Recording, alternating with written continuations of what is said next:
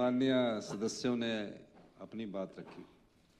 2 दिन पहले तकरीबन जब पार्लियामेंट में बिल मिला तो केवल सिंह पठानिया जी, सब लोग, संजय रतन जी, सभी लोग मुझसे मिले और उन्होंने एक अनुरोध किया कि ये 3 मांगे हैं, कम से कम एक मांग तो पूरी कर दो। और फिर उन्होंने जो अपनी व्यथा सुनाई कि आप मुख्यमंत्री बन गए हैं, आपको हमारे जब विधायक थे तो आपको हमारी दुख का पता। मैंने बोला बिल्कुल पता है, व्यथा भी सुनाई आपने। उस व्यथा में एक बड़ी चीज़ सामने आई, रिकॉर्ड में है वो सारी। हाँ, सारी एक उस व्यथा में विधायकों की एक चीज़ सामने आई, क्योंकि मंत्रिमंडल और मुख्यमंत्री सरकार होती है तो उनके सारे खर्चे जो सरकार के द्वारा वहन किए जाते हैं, लेकिन जो विधायक है वो विधानसभा का एक सदस्य होता है, उसका संस्थान, उसका इंस्टीट्यूशंस विधानसभा सेक्रेटेरिएट होता है। मैं तो खुद ही परिचित था, तो मैं तो खुद कहता था, कहा कि आपने हमारी सब्सिडी बिजली की छुड़ा दी और हमारा किसी का भी बिल 5, 7 और 10 हज़ार रुपया आता है, हम अपना बिल पे करते हैं।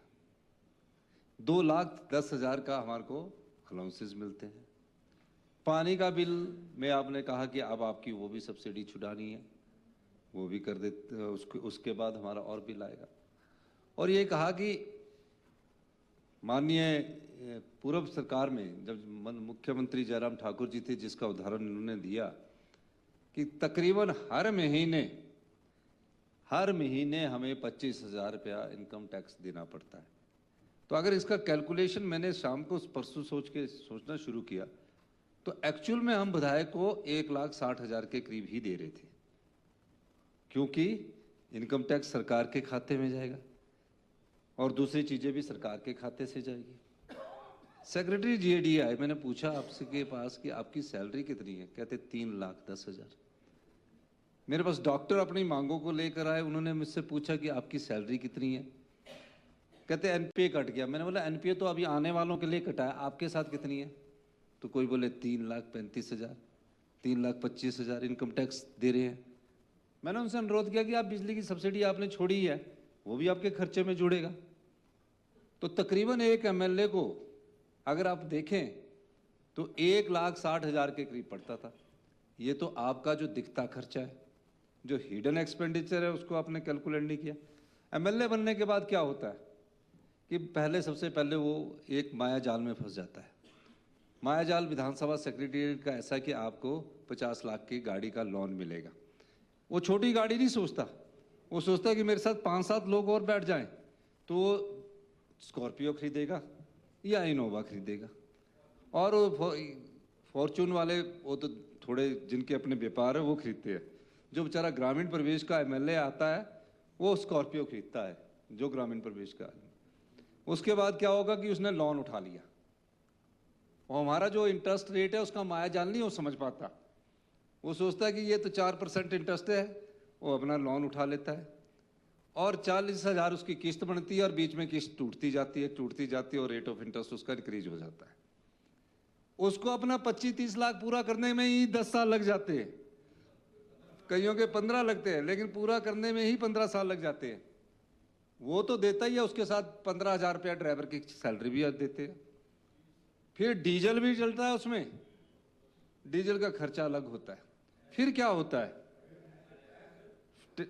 होता है, मैं ये व्यथा इसलिए सुना, फिर क्या होता है, फिर ऐसी हमारे पास लोग होते हैं जो संपदा का दोहन करते हैं, वो हमारे साथी बन जाते हैं, कुर्सी इस तरफ हो चाहे कुर्सी उस तरफ। 5-7 विधायक उनके साथ दोस्त हो जाते हैं, वो उनके खर्चे की पूर्ति करने लग जाते हैं और खर्चों की पूर्ति के साथ वो उनके खिलाफ आवाज नहीं उठा पाते हैं। उठाते हैं तो दबी सी आवाज होती है। पैसा संपदा हमारी है, उस तरफ से ले रहे हैं या सही तरीके से ले रहे हैं, ये एक बात सोचने की है। और हमने उस दृष्टि को सोचा, अगर वो विधायक दूसरी बार जीत के ना आए और 10 साल घर में बैठा रहे तो कईयों के, जो आप मेरे पास कई अभी केसेस आए, विधायक है पूर्व, एक बार जीता, जमीन खरीद ली, सोचा कि मैं अगली बार भी विधायक बनूंगा, जनता ने उसे नहीं जिताया और उसकी कुर्की के समन तक आ जाते हैं। विधायक का मतलब ये नहीं है, विधायक जनता का एक नुमाइंदा होता है जो अपनी नैतिकता और पारदर्शिता से सेवा करना चाहता है। जब उसकी मजबूरी हो जाती है तब राजनीतिक संरक्षण प्राप्त लोग जो बिजनेस करते हैं वो उनकी मजबूरी का फायदा उठाते हैं। हमें इस दृष्टि से आगे सोचना है कि कोई भी सदन में चुनकर आए तो उसकी मानसिकता एक मजबूत हो कि मुझे सरकार की तरफ से जो मिल रहा है मैं उसमें अपना सम्मान पूर्वक जीवन जी सकूं। ये मेरा हमारी पूरा कैलकुलेशन किया गया। और ये मैं कहना इसलिए भी चाहता था कि विधायक एक राजनीतिक व्यक्ति नहीं है, वो एक राजनीतिक संरक्षक भी है और सेवक भी है उस विधानसभा क्षेत्र का। अब क्या कंपटीशन हो गया कि कई लोगों ने हिमाचल की संपदा में अथाह लूट मचाई। अब वो क्या होता है कि महिला मंडल के पास चले जाते हैं, 50,000 रुपया दे देते हैं और चुनावों से पहले वो आजाद उम्मीदवार चुनकर आ जाते हैं। हम चाहते हैं कि कोई विधायक अपना राजनीतिक मंडी में ना बिके, अपने ईमान को ना बेचे, उसे ऐसे चीजें मिलनी चाहिए ताकि वो अपनी ईमानदारी से सम्मान पूर्वक जीवन जी सके।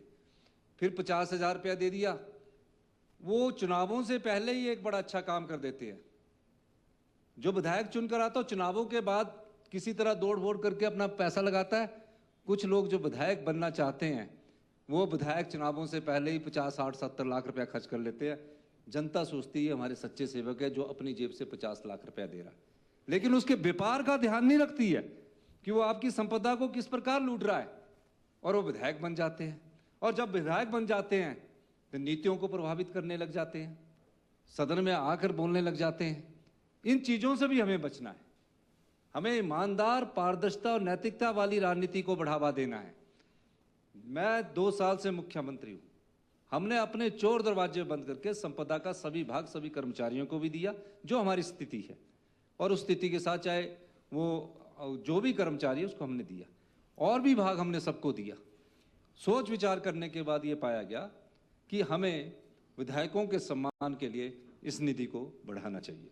माननीय अध्यक्ष महोदय, मैं एक बात और ये भी कहना चाहता हूँ, 2016 में ये वेतन और भत्ते निर्धारित किए गए थे। 2016 के 9 साल बाद इन्फ्लेशन देखिए, महंगाई दर देखिए। आप आज उस जो आपको 160 मिलता है, 160 में अगर आप लगा दीजिए तो सही मायने में 80,000 रुपये आपको मिलता था।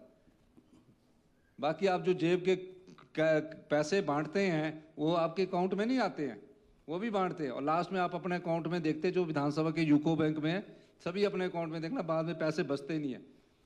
वो दिखाई देती है लेकिन खर्च बहुत जल्दी हो जाती है। ये भी जितना बड़ा है ये दिखाई देगा लेकिन खर्च बहुत जल्दी हो जाएगा। और इन्फ्लेशन के हिसाब से ये जो है ये काफी पहले बढ़ जाना चाहिए था। 9 साल बाद के इन्फ्लेशन की अगर बात की जाए तो मैंने उस हिसाब से, अभी हमारी स्थिति ठीक नहीं है, हमने उस हिसाब से उतना नहीं बढ़ाया, लेकिन मैंने इसमें लिख दिया है कि जो प्राइस इंडेक्स होगा आने वाले भविष्य में उसके हिसाब से आपका इसको बढ़ाया जाए। माननीय अध्यक्ष महोदय, कोविड के समय जब जरूरत होती है तो पूर्व मुख्यमंत्री जयराम ठाकुर जी ने सभी विधायकों की 1 साल के लिए 30% सैलरी को कट लगाया था, क्योंकि समाज को जरूरत थी।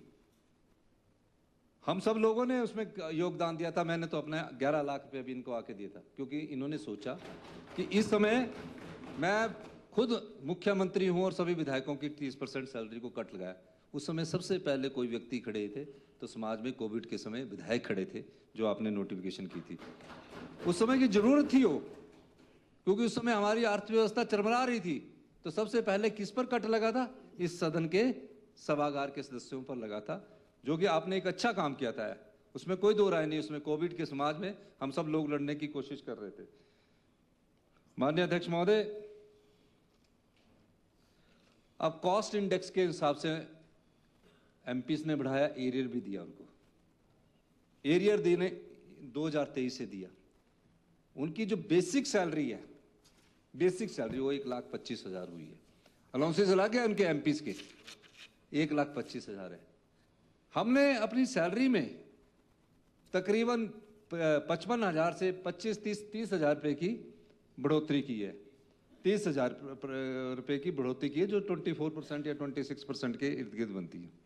और इसके अलावा माननीय अध्यक्ष महोदय, मैं माननीय सदस्यों को कहना चाहूँगा, क्योंकि आपने बिल कम देखा है, 2-3 चीज़ें हमने आपकी ख़त्म की है। आपके पास तो इन्फॉर्मेशन आई होगी जो आप बोल रहे थे। हमने सेक्शन 5 को ख़त्म कर दिया है, यानी कि जो 20,000 रुपया हमारे विधायकों को टेलीफोन बिल मिलता था, उसको मैं ख़त्म करने की घोषणा करता हूँ। माननीय अध्यक्ष महोदय, एक और मैंने काम किया, सेक्शन 5A में जो हमारे पास अगर आप बिल लाते इसको ना पढ़ते तो और बढ़ जाता, लेकिन हमने पढ़ा, जिसमें पानी का बिल है, बिजली का बिल है, उसको भी ख़त्म करने की मैं घोषणा करता हूँ। माननीय अध्यक्ष महोदय, XMLO का सेक्शन 6CC शैल को भी, जो टेलीफोन के बिल से संबंधित है, उसको भी हम ख़त्म करने की घोषणा करते हैं। अब सिर्फ 2 अलाउंसेस मिलेंगे, एक तो कंस्टिट्यूंसीज अलाउंस मिलेगा और एक ऑफिस अलाउंस मिलेगा। और क्योंकि हम चाहते हैं कि सभी व्यक्ति जो इस संपदा का दोहन करते हैं, चाहे पानी के बिल के रूप में करता है, चाहे बिजली के बिल के दोहन करता है, वो आम आदमी की तरह, आम जनता की तरह अपना बिल पे करें। और आप लोगों से मैं ये अनुरोध करना चाहता हूँ कि आप सब लोगों ने बिजली की सब्सिडी छोड़ी है, तो 6-7 हज़ार रुपया तो आपका इसमें ही कट जाएगा। और पानी में भी जो शिमला में रहने वाले विधायक हैं, उनका भी इसमें पैसे कटते।